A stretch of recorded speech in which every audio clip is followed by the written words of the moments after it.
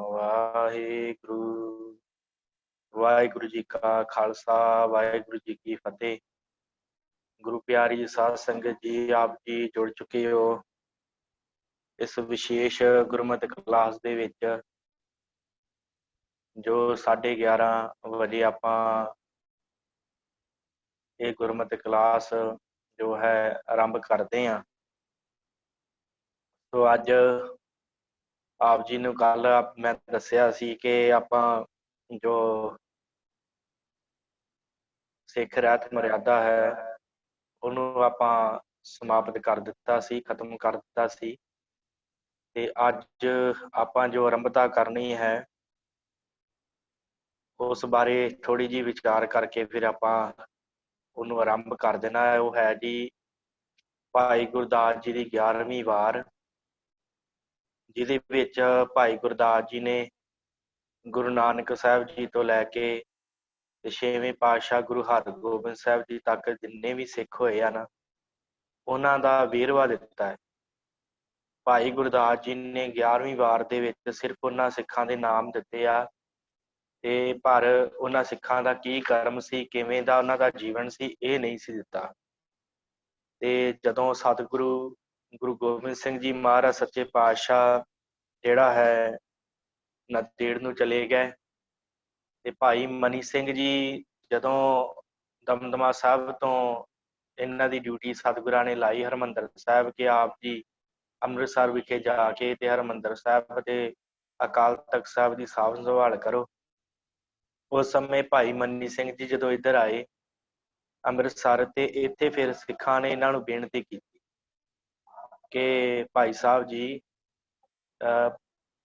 ਭਾਈ ਗੁਰਦਾਸ ਜੀ ਨੇ 11ਵੀਂ ਵਾਰ ਉਚਾਰਨ ਕੀਤੀ ਹੈ ਤੇ ਉਹਦੇ ਵਿੱਚ ਸਿੱਖਾਂ ਦੇ ਨਾਮ ਆਏ ਆ, ਤੇ ਕਿਰਪਾ ਕਰਕੇ ਸਾਨੂੰ ਉਹ ਜਿਹੜੇ ਆ ਨਾ ਸਿੱਖਾਂ ਦੇ ਕੀ ਕਰਮ ਸਨ, ਕਿਵੇਂ ਸਿੱਖ ਆਪਣਾ ਜੀਵਨ ਬਤੀਤ ਕਰਦੇ ਸਨ, ਕਿਵੇਂ ਸਤਿਗੁਰਾਂ ਦੀ ਸ਼ਰਨ ਦੇ ਵਿੱਚ ਆਏ, ਤੇ ਉਹ ਸਾਨੂੰ ਜਿਹੜਾ ਹੈ ਨਾ ਦੱਸਣਾ ਕਰੋ ਕਿ ਕਿਵੇਂ ਸਿੱਖਾਂ ਦਾ ਕੀ ਕਰਮ ਸੀ ਉਸ ਸਮੇਂ, ਕਿਵੇਂ ਉਹ ਤਰੇ। ਕਿਉਂਕਿ ਭਾਈ ਗੁਰਦਾਸ ਜੀ ਨੇ ਉਸ ਸਮੇਂ ਦੇ 94 ਸਿੱਖਾਂ ਦਾ ਨਾਮ ਜਿਹੜਾ ਹੈ ਨਾ ਆਪਣੀ ਇਸ 11ਵੀਂ ਵਾਰ ਦੇ ਵਿੱਚ ਜਿਹੜਾ ਦਰਜ ਕੀਤਾ ਹੈ, ਜਿਨ੍ਹਾਂ ਨੇ ਕੁਝ ਵਿਸ਼ੇਸ਼ ਘਾਲਣਾ ਘਾਲੀ, ਜਿਨ੍ਹਾਂ ਨੇ ਵਿਸ਼ੇਸ਼ ਤੌਰ ਦੇ ਉੱਤੇ ਸਤਿਗੁਰਾਂ ਦਾ ਉਪਦੇਸ਼ ਕਮਾਇਆ, ਉਹਨਾਂ ਦੇ ਸਾਰੀ ਗੱਲਬਾਤ ਜਿਹੜੀ ਹੈ, ਉਹਨਾਂ ਦੇ ਨਾਮ ਜਿਹੜੇ ਹਨ ਉਹ ਭਾਈ ਗੁਰਦਾਸ ਜੀ ਨੇ ਇਸ 11ਵੀਂ ਵਾਰ ਦੇ ਵਿੱਚ ਲਿਖੇ। ਜਦੋਂ ਭਾਈ ਮਨੀ ਸਿੰਘ ਜੀ ਨੂੰ ਸਿੱਖਾਂ ਨੇ ਬੇਨਤੀ ਕੀਤੀ ਕਿ ਭਾਈ ਮਨੀ ਸਿੰਘ ਜੀ, ਸਾਨੂੰ ਉਸ 11ਵੀਂ ਵਾਰ ਦੇ ਵਿੱਚ ਜਿਹੜੇ ਸਿੱਖਾਂ ਦੇ ਨਾਮ ਆਏ ਆ, ਤੇ ਤੁਸੀਂ ਕਿਰਪਾ ਕਰਕੇ ਸਾਨੂੰ ਉਹ ਸਿੱਖਾਂ ਦੇ ਕੀ ਕਰਮ ਸਨ, ਕਿਵੇਂ ਦੇ ਸਿੱਖ ਸਨ, ਉਹਨਾਂ ਦੇ ਬਾਰੇ ਸਾਨੂੰ ਥੋੜਾ ਜਿਹਾ ਖੋਲ ਕੇ ਵਿਸਥਾਰ ਨਾਲ ਦੱਸੋ। ਤੇ ਫਿਰ ਭਾਈ ਗੁਰਦਾਸ ਜੀ ਨੇ, ਭਾਈ ਮਨੀ ਸਿੰਘ ਜੀ ਨੇ ਉਸ 11ਵੀਂ ਵਾਰ ਦਾ ਜਿਹੜਾ ਟੀਕਾ ਕਹਿ ਲਓ, ਜਾਂ ਉਸ 11ਵੀਂ ਵਾਰ ਨੂੰ ਜਿਹੜਾ ਹੈ ਖੋਲਣ ਦਾ ਯਤਨ ਕੀਤਾ। ਭਾਵ ਉਸ 11ਵੀਂ ਵਾਰ ਦੇ ਵਿੱਚ ਆਏ ਸਿੱਖਾਂ ਦੇ ਨਾਵਾਂ ਨੂੰ ਭਾਈ ਜੀ ਨੇ ਕੱਲੇ ਕੱਲੇ ਦੇ ਨਾਮ ਨੂੰ ਜਿਹੜਾ ਵਿਸਥਾਰ ਨਾਲ ਦੱਸਣਾ ਕੀਤਾ ਕਿ ਕਿਵੇਂ ਉਹ ਸਿੱਖ ਜਿਹੜਾ ਸੀ ਗੁਰੂ ਸਾਹਿਬ ਦੀ ਹਜ਼ੂਰੀ ਆਇਆ, ਕੀ ਉਹਨੇ ਕਰਮ ਕਮਾਏ ਕਿ ਉਹਦਾ ਪਾਰ ਉਤਾਰਾ ਹੋ ਗਿਆ। ਬੜੀ ਸੁੰਦਰ ਵਾਰ ਹੈ। ਇਹਦੇ ਵਿੱਚ ਆਰੰਭਤਾ ਦੀਆਂ ਜਿਹੜੀਆਂ 12 ਪੌੜੀਆਂ ਹਨ ਇਸ ਵਾਰ ਦੀਆਂ, ਉਹਨਾਂ ਦੇ ਵਿੱਚ ਸਿੱਖ ਦੇ ਜੀਵਨ ਦੀ ਘਾੜਤ ਹੈ। ਜਿਵੇਂ ਆਪਾਂ ਸਿੱਖ ਰਹਿਤ ਮਰਿਆਦਾ ਕੀਤੀ ਹੈ ਨਾ, ਤੇ ਆਪਾਂ ਕਹਿ ਸਕਦੇ ਹਾਂ ਕਿ ਸਿੱਖ ਰਹਿਤ ਮਰਿਆਦਾ ਦਾ ਹੀ ਇੱਕ ਭਾਗ ਹੈ ਕਿ ਉਹਦੇ ਵਿੱਚ ਸਿੱਖ ਦਾ ਕਿਵੇਂ ਦਾ ਜੀਵਨ ਹੋਣਾ ਚਾਹੀਦਾ ਹੈ, ਇਹਨਾਂ 12 ਪੌੜੀਆਂ ਦੇ ਵਿੱਚ ਦੱਸਿਆ ਹੈ। ਫਿਰ ਉਸ ਤੋਂ ਬਾਅਦ 13ਵੀਂ ਪੌੜੀ ਤੋਂ ਜਿਹੜਾ ਹੈ ਸਿੱਖਾਂ ਦੇ ਨਾਮ ਆਰੰਭ ਹੁੰਦੇ ਆ, ਤੇ ਫਿਰ ਉਸ ਕੱਲੇ ਕੱਲੇ ਸਿੱਖ ਦੇ ਬਾਰੇ ਭਾਈ ਮਨੀ ਸਿੰਘ ਜੀ ਨੇ ਕਿਵੇਂ ਵਿਸਥਾਰ ਦਿੱਤਾ, ਉਹਨੂੰ ਆਪਾਂ ਜਿਹੜਾ ਹੈ ਅੱਜ ਵਿਚਾਰਨ ਦੀ ਕੋਸ਼ਿਸ਼ ਕਰਨੀ ਆ। ਪਹਿਲੋਂ ਆਪਾਂ ਜੋ ਸਿੱਖਾਂ ਨੇ ਬੇਨਤੀ ਕੀਤੀ ਹੈ, ਤੇ ਫਿਰ ਮੈਂ ਵੀ ਦੱਸ ਜਾਵਾਂ ਕਿ ਇਹਨੂੰ ਲਿਖਿਆ ਕਿੰਨੇ, ਕਿਉਂਕਿ ਭਾਈ ਮਨੀ ਸਿੰਘ ਜੀ ਨੇ ਜਿਹੜੇ ਨਾ ਇਹਨੂੰ ਸਿਰਫ ਉਚਾਰਨ ਕੀਤਾ ਹੈ। ਸਿੱਖਾਂ ਨੂੰ ਉਹਨਾਂ ਗੁਰਸਿੱਖਾਂ ਦੀ ਰਹਿਤ ਦੱਸੀ ਆ ਕਿ ਕਿਵੇਂ ਉਹਨਾਂ ਨੇ ਆਪਣਾ ਜੀਵਨ ਬਤੀਤ ਕੀਤਾ, ਪਰ ਇਹਨਾਂ ਇਸ ਜਿਹੜੀ ਬੁੱਕ ਹੈ, ਜਿਹੜੀ ਟੀਕਾ ਹੈ, ਜਿਹਨੂੰ ਨਾਮ ਦਿੱਤਾ ਗਿਆ ਸਿੱਖਾਂ ਦੀ ਭਗਤ ਮਾਲਾ, ਇਹਦੇ ਮੁੱਢ ਤੇ ਲਿਖਿਆ ਹੋਇਆ ਸਿੱਖਾਂ ਦੀ ਭਗਤ ਮਾਲਾ, ਤੇ ਇਹਨੂੰ ਜ਼ਿਆਦਾਤਰ ਭਗਤ ਰਤਨਾਵਲੀ ਵੀ ਕਿਹਾ ਜਾਂਦਾ ਹੈ। ਤੇ ਇਹ ਜਿਹੜਾ ਲਿਖਣ ਦਾ ਕਾਰਜ ਹੈ, ਉੱਥੇ ਬੈਠੇ ਜਿਹੜੇ ਸਿੱਖ ਸੁਣ ਰਹੇ ਸਨ, ਉਹਨਾਂ ਸਿੱਖਾਂ ਨੇ ਵਿੱਚੋਂ ਹੀ ਕਿਸੇ ਸਿੱਖ ਨੇ ਇਹਨੂੰ ਲਿਖਿਆ, ਪਰ ਉਹਨੇ ਆਪਣਾ ਨਾਮ ਨਹੀਂ ਦਿੱਤਾ ਕਿ ਮੈਂ ਇਸ ਨੂੰ ਲਿਖਿਆ। ਉਹਨੇ ਭਾਈ ਮਨੀ ਸਿੰਘ ਜੀ ਦਾ ਨਾਮ ਹੀ ਜਿਹੜਾ ਹੈ ਮੁੱਖ ਬੰਦ ਦੇ ਵਿੱਚ ਦਰਜ ਕੀਤਾ ਹੈ। ਸੋ ਆਪਾਂ ਮੈਂ ਤੁਹਾਡੇ ਨਾਲ ਸਕਰੀਨ ਸ਼ੇਅਰ ਕਰਾਂ ਉਸ ਮੁੱਖ ਬੰਦ ਦੀ, ਜਿਹਦੇ ਵਿੱਚ ਇਹਦੇ ਬਾਰੇ ਲਿਖਿਆ ਗਿਆ ਹੈ। ਹਾਂਜੀ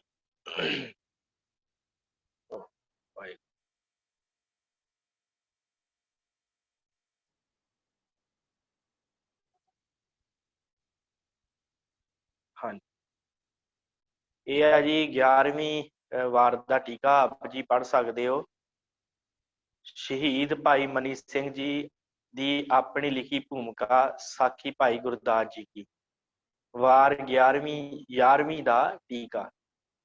ਇੱਕ ਸਮੇਂ ਭਾਈ ਮਨੀ ਸਿੰਘ ਥੀ ਸਿੱਖਾਂ ਅਰਦਾਸ ਕੀਤੀ। ਕੀ ਦਾ ਅਰਥ ਹੁੰਦਾ ਹੈ ਕਿ ਅੱਗੇ ਭਾਈ ਮਨੀ ਸਿੰਘ ਜੀ ਦੇ ਅੱਗੇ ਸਿੱਖਾਂ ਅਰਦਾਸ ਕੀਤੀ, ਜੋ ਭਾਈ ਗੁਰਦਾਸ ਜੀ ਨੇ ਜੋ ਸਿੱਖਾਂ ਦੇ ਪਰਥਾਏ ਵਾਰ ਕੀਤੀ ਹੈ ਤੇ ਸਭ ਦੇਸ਼ਾਂ ਦੇ ਸਿੱਖਾਂ ਦੇ ਨਾਮ ਲਿਖੇ ਹਨ, ਉਹਨਾਂ ਦੀਆਂ ਰਹਿਤਾਂ ਤੇ ਕਰਤੂਤਾਂ ਸਾਨੂੰ ਮਾਲੂਮ ਕਰਵਾਵੋ, ਕਿ ਉਹਨਾਂ ਦੀਆਂ ਕੀ ਰਹਿਤਾਂ ਸਨ, ਕੀ ਕਾਰਜ ਸਨ ਉਹਨਾਂ ਦੇ, ਕਿਵੇਂ ਉਹ ਆਪਣਾ ਜੀਵਨ ਬਤੀਤ ਕਰਦੇ ਸਨ, ਉਹ ਸਾਨੂੰ ਮਾਲੂਮ ਕਰਵਾਓ, ਉਹਨਾਂ ਦੇ ਬਾਰੇ ਸਾਨੂੰ ਦੱਸੋ, ਜੋ ਅਸੀਂ ਵੀ ਜਾਣੀਏ। ਜੋ ਸਿੱਖਾਂ ਦੀਆਂ ਐਸੀਆਂ ਵਰਤਣਾ ਹੁੰਦੀਆਂ ਹਨ, ਸਾਨੂੰ ਵੀ ਰੀਸ ਆਵੇ, ਸਾਨੂੰ ਵੀ ਪਤਾ ਲੱਗੇ ਕਿ ਕਿਵੇਂ ਉਹਨਾਂ ਦਾ ਰਹਿਣ ਸਹਿਣ ਸੀ ਸਿੱਖਾਂ ਦਾ, ਉਹਨਾਂ ਦੇ ਬਾਰੇ ਸਾਨੂੰ ਦੱਸੋ। ਭਾਈ ਮਨੀ ਸਿੰਘ ਜੀ ਹੋਰਾਂ ਵਚਨ ਕੀਤਾ। ਭਾਈ ਮਨੀ ਸਿੰਘ ਜੀ ਨੇ ਅੱਗਿਓਂ ਕਿਹਾ, ਜੋ ਤੁਸਾਂ ਭਲਾ ਉਪਕਾਰ ਦਾ ਪਰਉਪਕਾਰ ਦਾ ਵਚਨ ਕੀਤਾ ਹੈ, ਕਹਿੰਦੇ ਤੁਸੀਂ ਭਲਾ ਵਚਨ ਕੀਤਾ ਹੈ, ਪਰਉਪਕਾਰੀ ਵਚਨ ਕੀਤਾ ਹੈ। ਅਸਾਂ ਵੀ ਇੱਕ ਸਮੇਂ ਸਾਹਿਬ ਕਰਨ ਕਾਰਨ ਗਰੀਬ ਨਵਾਜ ਪਾਤਸ਼ਾਹੀ ਦਸਵੇਂ ਪਾਤਸ਼ਾਹ ਥੀ ਅਰਦਾਸ ਕਰਕੇ ਪੁੱਛਿਆ ਸੀ, ਜੋ ਕੁਛ ਸਾਹਿਬਾਂ ਕਿਰਪਾ ਕਰਕੇ ਵਚਨ ਕੀਤਾ ਸੀ, ਸੋ ਅਸੀਂ ਤੁਹਾਨੂੰ ਕਹਿੰਦੇ ਹਾਂ। ਕਹਿੰਦੇ ਅਸੀਂ ਵੀ ਗੁਰੂ ਸਾਹਿਬ ਜੀ ਪਾਸੋਂ ਦਸਵੇਂ ਪਾਤਸ਼ਾਹ ਜੀ ਦੇ ਅੱਗੇ ਇਹੀ ਵਚਨ ਕੀਤਾ ਸੀ ਕਿ ਸਤਿਗੁਰੂ ਸਾਨੂੰ ਵੀ ਉਹਨਾਂ ਸਿੱਖਾਂ ਬਾਰੇ ਦੱਸੋ ਕਿ ਉਹਨਾਂ ਦਾ ਜੀਵਨ ਕਿਵੇਂ ਸੀ। ਤੇ ਸਤਿਗੁਰਾਂ ਨੇ ਫਿਰ ਕਿਰਪਾ ਕਰਕੇ ਸਾਨੂੰ ਜਿੰਨੀ ਕੁ ਉਹਨਾਂ ਨੇ ਦੱਸਿਆ ਹੈ, ਤੇ ਜੋ ਕੁਛ ਸਾਹਿਬਾਂ ਕਿਰਪਾ ਕਰਕੇ ਵਚਨ ਕੀਤਾ ਸੀ, ਜੋ ਕੁਝ ਉਹਨਾਂ ਨੇ ਕਹਿੰਦੇ ਮੈਨੂੰ ਦੱਸਿਆ ਸੀ, ਸੋ ਅਸੀਂ ਤੁਹਾਨੂੰ ਕਹਿੰਦੇ ਹਾਂ, ਤੁਸਾਂ ਰਿਦਾ ਦੇ ਕੇ ਸੁਣਨਾ। ਇੱਥੋਂ ਸੁਣਨ ਤੋਂ ਭਾਵ ਕਿ ਭਾਈ ਮਨੀ ਸਿੰਘ ਜੀ ਨੇ ਸੁਣਾਇਆ ਹੈ ਸਿੱਖਾਂ ਨੂੰ, ਲਿਖਿਆ ਨਹੀਂ ਹੈ, ਪਰ ਉੱਥੇ ਇੱਕ ਬੈਠੇ ਸਿੱਖ ਨੇ ਇਹਨੂੰ ਲਿਖਿਆ ਹੈ। ਤੁਸਾਂ ਰਿਦਾ ਦੇ ਕੇ ਸੁਣਨਾ ਤੇ ਐਸੇ ਹੀ ਵਰਤਣਾ, ਐਸੇ ਹੀ ਵਰਤਨ ਰੱਖਣੀ, ਜਿਵੇਂ ਤੁਸੀਂ ਧਿਆਨ ਨਾਲ ਇਹਨੂੰ ਸੁਣਨਾ ਤੇ ਇਸੇ ਤਰ੍ਹਾਂ ਹੀ ਆਪਣੀ ਜਿਹੜੀ ਆ ਕਾਰ ਵਿਹਾਰ, ਆਪਣੇ ਜੀਵਨ ਦਾ ਨਿਰਵਾਹ, ਆਪਣਾ ਜਿਹੜਾ ਹੈ ਢੰਗ ਤਰੀਕਾ, ਉਹ ਇਸੇ ਤਰ੍ਹਾਂ ਦਾ ਰੱਖਣਾ। ਤੁਹਾਨੂੰ ਸਿੱਖੀ ਪ੍ਰਾਪਤ ਹੋਵੇਗੀ, ਤੁਹਾਨੂੰ ਸਿੱਖੀ ਦੀ ਦਾਤ ਪ੍ਰਾਪਤ ਹੋਵੇਗੀ। ਸਾਹਿਬ ਬਚਨ ਕੀਤਾ ਹੈ, ਭਾਵ ਦਸਵੇਂ ਪਾਤਸ਼ਾਹ ਜੀ ਨੇ ਬਚਨ ਕੀਤਾ ਹੈ, ਜਿਹਾ ਭਾਈ ਦੀ ਸਾਰੀ ਬਾਣੀ ਸੁਣੀ ਦਾ ਫਲ ਹੋਵੇਗਾ, ਤੇਹਾ ਇਸ ਗੋਸ਼ਟ ਸੁਣਨ ਵਾਲੇ ਨੂੰ ਫਲ ਹੋਵੇਗਾ। ਭਾਵ ਭਾਈ ਗੁਰਦਾਸ ਜੀ ਨੇ ਬਚਨ ਕੀਤਾ ਹੈ, ਗੁਰੂ ਸਾਹਿਬ ਜੀ ਨੇ ਜਿਵੇਂ ਬਚਨ ਕੀਤਾ ਹੈ ਨਾ, ਪੰਜਵੇਂ ਪਾਤਸ਼ਾਹ ਨੇ ਬਚਨ ਕੀਤਾ ਸੀ ਕਿ ਇਹ ਭਾਈ ਗੁਰਦਾਸ ਜੀ ਦੀਆਂ ਵਾਰਾਂ ਤੇ ਭਾਈ ਗੁਰਦਾਸ ਜੀ ਦੀ ਬਾਣੀ, ਗੁਰਬਾਣੀ ਦੀ ਕੁੰਜੀ ਹੈ, ਜਿਹੜਾ ਇਹਨੂੰ ਪੜ੍ਹੇਗਾ ਤੇ ਉਹ ਜਿਹੜਾ ਹੈ ਮੁਕਤ ਹੋਵੇਗਾ, ਉਹਨੂੰ ਬੜਾ ਵੱਡਾ ਫਲ ਸਿੱਖੀ ਦਾ ਪ੍ਰਾਪਤ ਹੋਏਗਾ। ਸੋ ਇੱਥੇ ਭਾਈ ਸਾਹਿਬ ਕਹਿ ਰਹੇ ਕਿ ਜਿਵੇਂ ਸਾਹਿਬ ਜੀ ਨੇ ਬਚਨ ਕੀਤਾ ਸੀ, ਉਵੇਂ ਹੀ ਸਾਰੀ ਬਾਣੀ ਭਾਈ ਸਾਹਿਬ ਜੀ ਦੀ ਜਿੰਨਾ ਫਲ ਹੈ, ਓਨਾ ਹੀ ਫਲ ਜਿਹੜਾ ਹੈ ਇਸ ਗੋਸ਼ਟ ਨੂੰ, ਜੋ ਆਪਾਂ ਵਾਰ ਮੈਂ ਤੁਹਾਨੂੰ ਸੁਣਾਉਣ ਲੱਗਾ ਹਾਂ, ਜੋ ਇਹ ਵਾਰ ਆਪ ਜੀ ਸੁਣੋਗੇ, ਓਨਾ ਹੀ ਫਲ ਤੁਹਾਨੂੰ ਪ੍ਰਾਪਤ ਹੋਵੇਗਾ। ਜਿਵੇਂ ਸਾਹਿਬਾਂ ਦੀ ਖਾਸ ਰਤਨਾ ਥੀ ਮੈਂ ਸੁਣਿਆ ਹੈ, ਜਿਵੇਂ ਕਹਿੰਦੇ ਮੈਂ 10ਵੇਂ ਪਾਤਸ਼ਾਹ ਗੁਰੂ ਗੋਬਿੰਦ ਸਿੰਘ ਜੀ ਪਾਸੋਂ ਜਿਵੇਂ ਸੁਣਿਆ ਹੈ, ਤਿਵੇਂ ਮੈਂ ਤੁਸਾਂ ਨੂੰ ਵਖਿਆਨ ਕਰਦਾ ਹਾਂ। ਜਿਵੇਂ ਮੈਂ ਸੁਣਿਆ ਹੈ ਤਿਵੇਂ ਮੈਂ ਤੁਹਾਨੂੰ ਵਖਿਆਨ ਕਰਦਾ ਹਾਂ, ਤਿਵੇਂ ਮੈਂ ਦੱਸਦਾ ਹਾਂ। ਸੋ ਇਹ ਜਿਹੜੀ ਹੈ, ਜਿਹੜਾ ਟੀਕਾ ਕੀਤਾ ਹੈ, ਜਿਹੜੀ ਗੋਸ਼ਟੀ ਕੀਤੀ ਹੈ ਭਾਈ ਮਨੀ ਸਿੰਘ ਜੀ ਨੇ, ਭਾਈ ਗੁਰਦਾਸ ਜੀ ਦੀ 11ਵੀਂ ਵਾਰ ਹੈ। ਇਹਨੂੰ ਕਿਹਾ ਜਾਂਦਾ ਹੈ ਸਿੱਖਾਂ ਦੀ ਭਗਤ ਮਾਲਾ।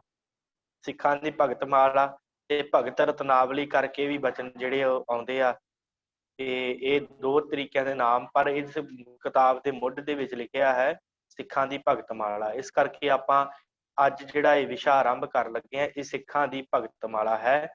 ਤੇ ਆਪਾਂ ਇਸ ਵਾਰ ਦੀਆਂ ਜਿਹੜੀਆਂ ਹੈ ਆਰੰਭ ਤੋਂ ਹੀ ਇਹਨੂੰ ਸ਼ੁਰੂ ਕਰਦੇ ਹਾਂ। ਸਿੱਖਾਂ ਦੇ ਨਾਮ ਜਿਹੜੇ ਆ ਉਹ ਅੱਗੇ ਜਾ ਕੇ ਮੈਂ ਦੱਸਿਆ ਕਿ 13ਵੀਂ ਪੌੜੀ ਦੇ ਵਿੱਚ ਆਉਣਗੇ। ਸੋ ਭਾਈ ਗੁਰਦਾਸ ਜੀ ਦੀਆਂ 41 ਵਾਰਾਂ ਹਨ, ਜਿਨ੍ਹਾਂ ਵਿੱਚੋਂ 11ਵੀਂ ਵਾਰ ਹੈ। ਸੋ ਆਪਾਂ ਜਿਹੜੀ ਇਸ ਵਾਰ ਦੀ 11ਵੀਂ ਵਾਰ ਦੀ ਜਿਹੜੀ ਪਹਿਲੀ ਪੌੜੀ ਹੈ, ਉਹ ਆਪਾਂ ਹੁਣ ਆਰੰਭ ਕਰਦੇ ਹਾਂ ਜੀ। ਵਾਹਿਗੁਰੂ। ਹਾਂਜੀ। ਇੱਕ ਓੰਕਾਰ ਸਤਿਗੁਰ ਪ੍ਰਸਾਦ।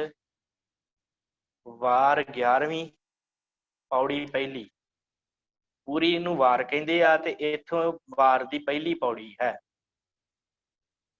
ਸੋ ਮੈਂ ਇੱਥੇ ਥੋੜਾ ਜਿਹਾ ਆਪ ਜੀ ਨੂੰ ਦੱਸ ਜਾਵਾਂ ਕਿ ਜਿਹੜਾ ਸ਼ਬਦ ਹੈ ਨਾ ਅਖੀਰ ਦੇ ਉੱਤੇ ਲਿਖਿਆ, ਜਿਹੜੇ ਜਿਹੜੀ ਪੰਕਤੀ ਛੋਟੀ ਹੈ, ਭਗਤ ਵਸਲ ਹੋਏ ਭਗਤ ਭੰਡਾਰੀ, ਇਹਦਾ ਜਿਹੜਾ ਤੱਤ ਪਰਜ ਹੁੰਦਾ ਹੈ, ਭਾਵ ਵਾਰ ਦਾ ਭਾਈ ਗੁਰਦਾਸ ਜੀ ਦੀਆਂ ਵਾਰਾਂ ਜਿਹੜੀਆਂ ਹਨ, ਜਿਵੇਂ ਆਪਾਂ ਰਹਾਉ ਸ਼ਬਦ ਪੜ੍ਹਦੇ ਹਾਂ ਨਾ ਗੁਰਬਾਣੀ ਦੇ ਵਿੱਚ, ਤੇ ਉਸੇ ਤਰ੍ਹਾਂ ਇੱਥੇ ਇਹ ਆਪਾਂ ਕਹਿ ਸਕਦੇ ਹਾਂ ਕਿ ਇਹ ਰਹਾਉ ਦੀ ਪੰਕਤੀ ਹੈ, ਭਗਤ ਵਸਲ ਹੋਏ ਭਗਤ ਭੰਡਾਰੀ ਜਿਹੜਾ ਲਿਖਿਆ। ਇਹਦੇ ਵਿੱਚ ਉੱਪਰਲੀ ਸਾਰੀ ਜਿਹੜੀਆਂ ਲਿਖੀਆਂ ਹਨ ਪੰਕਤੀਆਂ, ਉਹਨਾਂ ਦਾ ਜਿਹੜਾ ਸੈਂਟਰ ਆਈਡੀਆ ਇਸ ਆਖਰੀ ਪੰਕਤੀ ਦੇ ਵਿੱਚ ਹੈ। ਸੋ ਆਪਾਂ ਪਹਿਲਾਂ ਵਾਰ ਜਿਹੜੀ ਹੈ ਉਹ ਪੜ੍ਹਦੇ ਹਾਂ, ਫਿਰ ਉਸ ਤੋਂ ਬਾਅਦ ਆਪਾਂ ਹੇਠਾਂ ਲਿਖਿਆ ਜੋ ਭਾਈ ਮਨੀ ਸਿੰਘ ਜੀ ਨੇ ਟੀਕਾ ਕੀਤਾ ਹੈ ਉਹ ਆਪਾਂ ਪੜ੍ਹਦੇ ਹਾਂ। ਸਭ ਤੋਂ ਪਹਿਲਾਂ ਵਾਰ ਹੈ ਜੀ, ਸਤਿਗੁਰ ਸੱਚਾ ਪਾਤਸ਼ਾਹ, ਪਾਤਸ਼ਾਹਾਂ ਪਾਤਸ਼ਾਹ ਜੁਹਾਰੀ, ਸਾਧ ਸੰਗਤ ਸੱਚਖੰਡ ਹੈ, ਆਏ ਝਰੋਖੈ ਖੋਲੈ ਬਾਰੀ, ਅਮਿਓ ਕਿਰਨ ਨਿਝਰ ਝਰੈ, ਅਨਹਦ ਨਾਦ ਵਾਇਨ ਦਰਬਾਰੀ, ਪਾਤਸ਼ਾਹਾਂ ਦੀ ਮਜਲਸੈ, ਪਿਰਮ ਪਿਆਲਾ ਪੀਵਣ ਭਾਰੀ, ਸਾਕੀ ਹੋਏ ਪਿਲਾਵਣਾ, ਉਲਸ ਪਿਆਲੇ ਖਰੀ ਖੁਮਾਰੀ, ਭਾਏ ਭਗਤ ਪੈ ਚੱਲਣਾ, ਮਸਤ ਅਲ ਮਸਤ ਸਦਾ ਹੁਸ਼ਿਆਰੀ, ਭਗਤ ਵਛਲ ਹੋਏ ਭਗਤ ਭੰਡਾਰੀ। ਸੋ ਇੱਥੇ ਹੁਣ ਤਿਸ ਦਾ ਵਿਚਾਰ, ਹੁਣ ਇੱਥੇ ਅੱਗੇ ਮਨੀ ਸਿੰਘ ਜੀ ਨੇ ਜੋ ਇਹਦੇ ਬਾਰੇ ਦੱਸਿਆ ਹੈ ਉਹ ਆਪ ਜੀ ਦੀ ਸਕਰੀਨ ਤੇ ਹੈ। ਇਸ ਦਾ ਵਿਚਾਰ ਕਹਿੰਦੇ ਆ ਕਿ ਔਰ ਜਿਤਨੇ ਬਾਦਸ਼ਾਹ ਹੈ ਝੂਠਾ ਧਨ ਸੰਚ ਕੇ ਫੇਰ ਛੋੜ ਜਾਂਦੇ ਹਨ। ਹੁਣ ਪਾਤਸ਼ਾਹ ਦਾ ਇੱਥੇ ਅਰਥ ਕੀਤਾ ਕਿ ਪਾਤਸ਼ਾਹ ਹੁੰਦਾ ਕੌਣ ਹੈ? ਇੱਕ ਹੁੰਦਾ ਬਾਦਸ਼ਾਹ ਤੇ ਇੱਕ ਹੁੰਦਾ ਪਾਤਸ਼ਾਹ। ਬਾਦਸ਼ਾਹ ਜਿਹੜਾ ਹੈ ਉਹਦੇ ਕੋਲ ਜਿਹੜਾ ਧਨ ਹੁੰਦਾ ਝੂਠਾ ਹੁੰਦਾ ਹੈ, ਉਹ ਵਰਤ ਕੇ ਤੇ ਲੋਕਾਂ ਨੂੰ ਦੇ ਕੇ ਝੂਠਾ ਧਨ ਉਹਦੇ ਵਿੱਚ ਹੀ ਪਰਜ ਕੇ ਚਲਾ ਜਾਂਦਾ ਹੈ।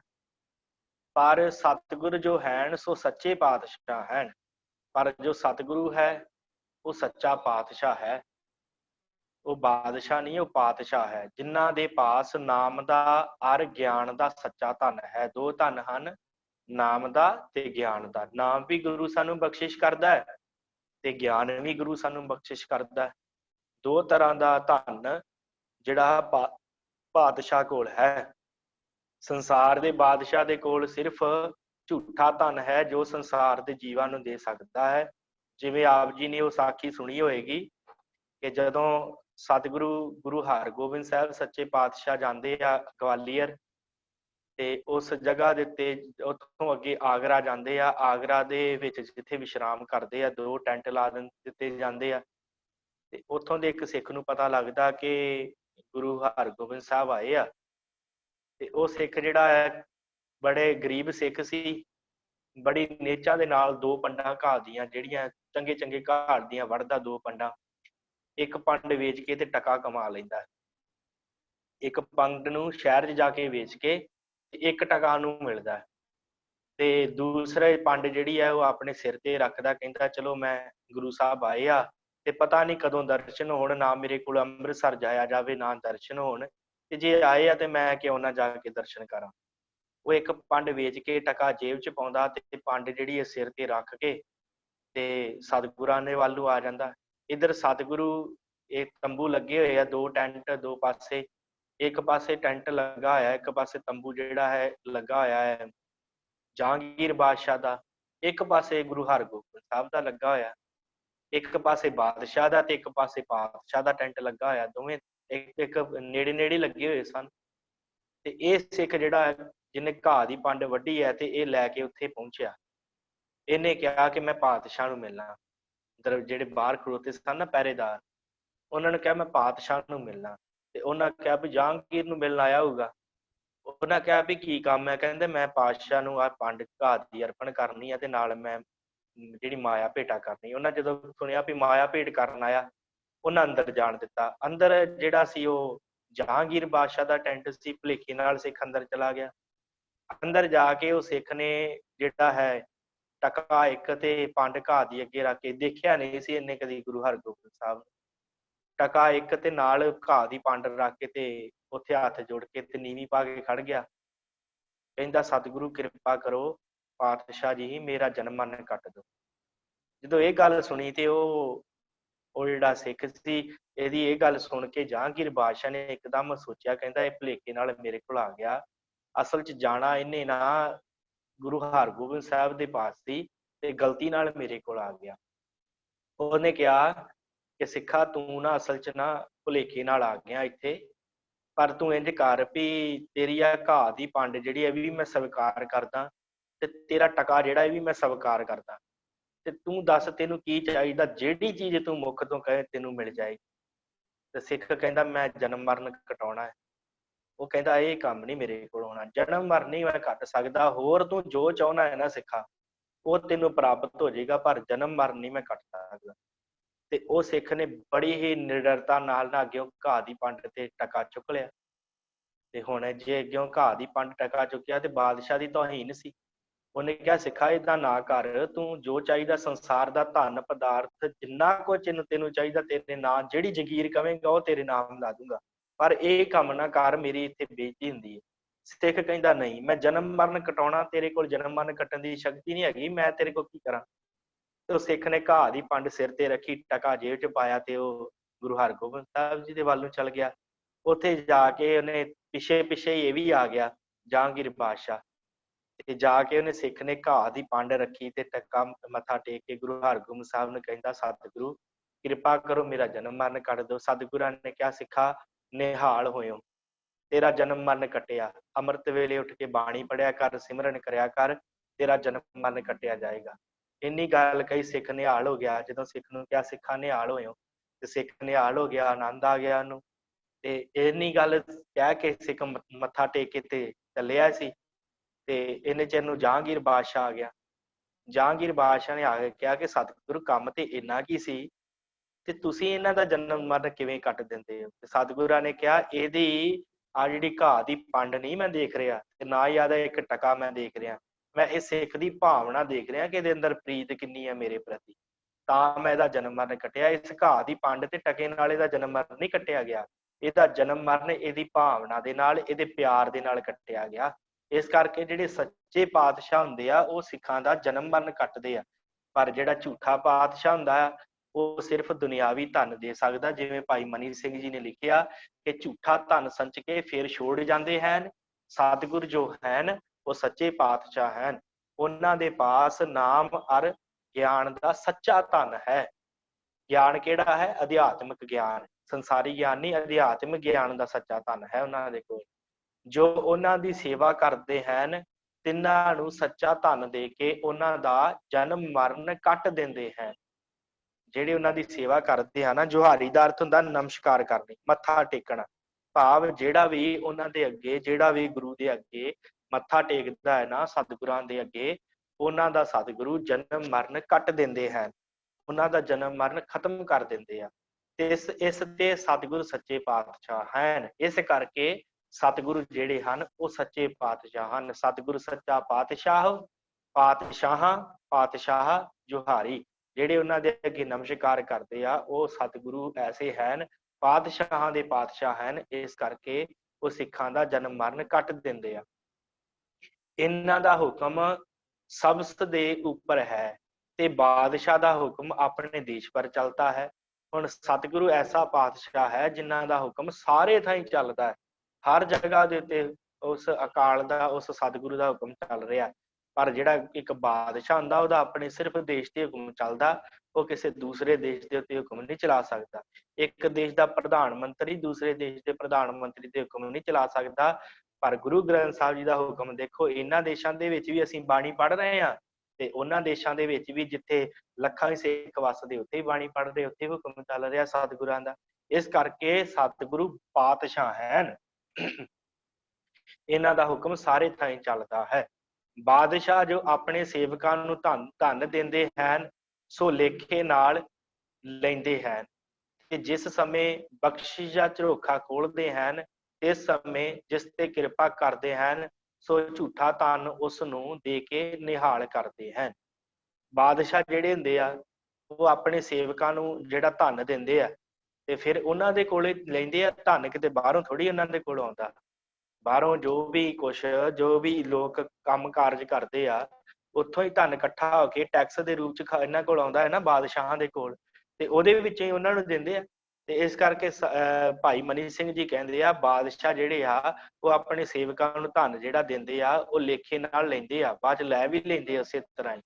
ਤੇ ਜਿਹੜੀਆਂ ਬਖਸ਼ਿਸ਼ਾਂ ਦਾ ਝਰੋਖਾ ਖੋਲਦੇ ਆ ਜਦੋਂ ਕਿਤੇ ਆਪਣਾ ਦਰਸ਼ਨ ਕਰਾਉਂਦੇ ਆ, ਤੇ ਜੇ ਉਹਨਾਂ ਦੇ ਕਿਰਪਾ ਵੀ ਕਰਨੀ ਆ ਵੱਧ ਤੋਂ ਵੱਧ ਕੀ ਦਿੰਦੇ ਆ? ਝੂਠਾ ਧਨ। ਬਸ ਸੰਸਾਰ ਦਾ ਧਨ ਹੀ ਦੇ ਸਕਦੇ ਆ, ਕਿਸੇ ਦੇ ਨਾਮ ਕੋਈ ਜ਼ਮੀਨ ਲਾ ਸਕਦੇ ਆ, ਕਿਸੇ ਨੂੰ ਕੋਈ ਧਨ ਦੇ ਸਕਦੇ ਆ, ਕਿਸੇ ਨੂੰ ਮੋਹਰਾਂ ਦੇ ਸਕਦੇ ਆ, ਬਸ ਇੰਨਾ ਹੀ ਦੇ ਕੇ ਨਿਹਾਲ ਕਰ ਸਕਦੇ ਆ, ਹੋਰ ਨਹੀਂ ਕੁਛ ਵੀ। ਪਰ ਸਤਿਗੁਰੂ ਹੁਣ ਕੀ ਹੈ? ਪਰ ਸਤਿਗੁਰਾਂ ਦਾ ਝਰੋਖਾ ਸਾਧ ਸੰਗਤ ਹੈ। ਸਾਧ ਸੰਗਤ ਸੱਚਖੰਡ ਹੈ, ਆਏ ਝਰੋਖਾ ਖੁੱਲੇ ਬਾਰੀ। ਝਰੋਖਾ ਹੁੰਦਾ ਸਾਧ ਸੰਗਤ, ਜਿਵੇਂ ਕੋਈ ਬਾਰੀ ਹੋਵੇ ਨਾ ਛੋਟੀ ਜੀ, ਜਿਹਨੂੰ ਆਪਾਂ ਰੋਸ਼ਨਦਾਨ ਕਹਿੰਦੇ, ਰੋਸ਼ਨਦਾਨ ਸ਼ਬਦ ਵਿਸਰ ਗਿਆ ਹੁਣ। ਰੋਸ਼ਨਦਾਨ ਜਿਹੜਾ ਖੁੱਲਾ, ਥੋੜੀ ਜਿਹੀ ਜਗ੍ਹਾ ਖੋਲੀ ਹੋਵੇ ਹਵਾ ਦੇ ਆਉਣ ਜਾਣ ਵਾਸਤੇ ਕਮਰੇ ਦੇ ਵਿੱਚ, ਉਹਨੂੰ ਕਿਹਾ ਜਾਂਦਾ ਝਰੋਖਾ, ਉਹਨੂੰ ਰੋਸ਼ਨਦਾਨ ਕਿਹਾ ਜਾਂਦਾ। ਤੇ ਉਹ ਉਸ ਜਗ੍ਹਾ ਦੇ ਉੱਤੇ ਇੱਕ ਜਗ੍ਹਾ ਬਣੀ ਹੁੰਦੀ ਸੀ ਨਿੱਕੀ ਜੀ, ਜਦੋਂ ਜਿਹੜੇ ਬਾਦਸ਼ਾਹ ਹੁੰਦੇ ਸੀ ਉਹ ਇੱਕ ਜਗ੍ਹਾ ਨਿੱਕੀ ਜੀ ਬਣੀ ਹੁੰਦੀ ਸੀ, ਉਹ ਆਪਣੀ ਸਾਰੇ ਦਰਬਾਰੀ ਬਾਹਰ ਜਿੰਨੇ ਵੀ ਲੋਕ ਹੁੰਦੇ ਸਨ ਉਸ ਰਾਜ ਦੇ, ਉੱਥੇ ਆ ਕੇ ਖੜ ਜਾਂਦੇ ਸਨ ਤੇ ਉਹ ਫਿਰ ਝਰੋਖਾ ਦਰਸ਼ਨ ਦਿੰਦਾ ਹੁੰਦਾ ਸੀ ਬਾਦਸ਼ਾਹ। ਉਹ ਮਾੜੀ ਜੀ ਖਿੜਕੀ ਖੋਲ ਕੇ ਉਹਨੇ ਆਪਣੇ ਦਰਸ਼ਨ ਸਾਰਿਆਂ ਨੂੰ ਦੇ ਦੇਣੇ ਵੀ ਹਾਂ ਰਾਜਾ ਜਿਉਂਦਾ ਹੈ, ਤੁਹਾਡਾ ਰਾਜਾ ਜਿਹੜਾ ਹੈ ਉਹ ਰਾਜ ਚਲਾ ਰਿਹਾ। ਇਸ ਵਾਸਤੇ ਝਰੋਖਾ ਦਰਸ਼ਨ ਦਿੰਦਾ ਸੀ। ਤੇ ਭਾਈ ਮਨੀ ਸਿੰਘ ਜੀ ਕਹਿੰਦੇ ਝਰੋਖਾ ਦਰਸ਼ਨ ਦੇ ਕੇ ਵੱਧ ਤੋਂ ਵੱਧ ਕਿਸੇ ਨੂੰ ਧਨ ਪਦਾਰਥ ਦੇ ਸਕਦਾ, ਹੋਰ ਕੁਛ ਨਹੀਂ ਦੇ ਸਕਦਾ। ਪਰ ਸਤਿਗੁਰੂ ਦਾ ਜਿਹੜਾ ਝਰੋਖਾ ਹੈ ਉਹ ਸਾਧ ਸੰਗਤ ਹੈ, ਕਿਉਂਕਿ ਸਾਧ ਸੰਗਤ ਵਿੱਚ ਜਾ ਕੇ ਸਾਨੂੰ ਸਤਿਗੁਰਾਂ ਦੇ ਦਰਸ਼ਨ ਹੁੰਦੇ ਆ ਨਾ। ਸਾਧ ਸੰਗਤ ਸੱਚਖੰਡ ਹੈ, ਸੱਚਖੰਡ ਦੱਸਿਆ ਸਾਧ ਸੰਗਤ ਨੂੰ। ਸਾਧ ਸੰਗਤ ਝਰੋਖਾ ਸਾਧ ਸੰਗਤ ਹੈ, ਜਿਹੜਾ ਸਾਧ ਸੰਗਤ ਵਿੱਚ ਤੁਰ ਆਮਦਾ ਹੈ ਉਸ ਨੂੰ ਸੱਚਾ ਧਨ ਨਾਮ ਕਾ ਅਰ ਗਿਆਨ ਕਾ ਦੇ ਕਰ ਤਿਸ ਦਾ ਜਨਮ ਮਰਨ ਕੱਟ ਦਿੰਦੇ ਹਨ। ਸਤਿਗੁਰੂ ਐਸੇ ਹਨ ਕਿ ਜਿਹੜਾ ਸਾਧ ਸੰਗਤ ਵਿੱਚ ਚੱਲ ਕੇ ਆ ਗਿਆ ਤੇ ਉੱਥੇ ਉਹਨੂੰ ਗਿਆਨ ਦਾ ਤੇ ਨਾਮ ਦਾ ਧਨ ਪ੍ਰਾਪਤ ਹੋ ਜਾਂਦਾ ਹੈ ਤੇ ਉਸ ਮਨੁੱਖ ਦਾ ਜਨਮ ਮਰਨ ਜਿਹੜਾ ਹੈ ਕੱਟਿਆ ਜਾਂਦਾ ਹੈ। ਦੇਵਤੇ ਜੋ ਅੰਮ੍ਰਿਤ ਪੀਵਦੇ ਹਨ ਸੋ ਬ੍ਰਹਮੇ ਦੇ ਦਿਨ ਤਾਈਂ ਪੀਵਦੇ ਹਨ। ਕਹਿੰਦੇ ਆ ਨਾ ਕਿ ਅੰਮ੍ਰਿਤ ਨਿਕਲਿਆ ਸੀ, 14 ਰਤਨ ਰਿੜਕੇ ਸੀ ਜੀ, ਅੰਮ੍ਰਿਤ ਨਿਕਲਿਆ। ਤੇ ਭਾਈ ਮਨੀ ਸਿੰਘ ਜੀ ਕਹਿੰਦੇ ਦੇਵਤੇ ਵੀ ਉਹਨੂੰ ਇੱਕੋ ਦਿਨ ਪੀਂਦੇ ਆ। ਉਹ ਕਿਹੜੇ ਦਿਨ ਪੀਂਦੇ ਆ? ਬੁੱਧਵਾਰ ਨੂੰ, ਬ੍ਰਹਮੇ ਦੇ ਦਿਨ, ਜਿਹੜਾ ਬ੍ਰਹਸਪਤੀ ਵਾਰ ਹੁੰਦਾ ਨਾ, ਉਸ ਦਿਨ ਹੀ ਸਿਰਫ ਅੰਮ੍ਰਿਤ ਪੀਂਦੇ ਆ ਦੇਵਤੇ। ਅਮਿਓ ਕਿਰਨ ਨਿਝਰ ਝਰੇ ਅਨਹਦ ਨਾਦ ਵਾਇਨ ਦਰਬਾਰੀ। ਹੁਣ ਇਹਦੀ ਆਪਾਂ ਜਿਹੜੀ ਆ ਉਹ ਗੱਲ ਇੱਥੇ ਭਾਈ ਮਨੀ ਸਿੰਘ ਜੀ ਕਰ ਰਹੇ ਆ ਕਿ ਦੇਵਤੇ ਜਿਹੜੇ ਹਨ, ਜਿਹੜੇ ਦੇਵਤੇ ਹੁੰਦੇ ਆ ਉਹ ਅੰਮ੍ਰਿਤ ਇੱਕੋ ਦਿਨ ਹੀ ਪੀਂਦੇ, ਇੱਕੋ ਦਿਨ ਤਾਈਂ ਪੀਂਦੇ ਆ।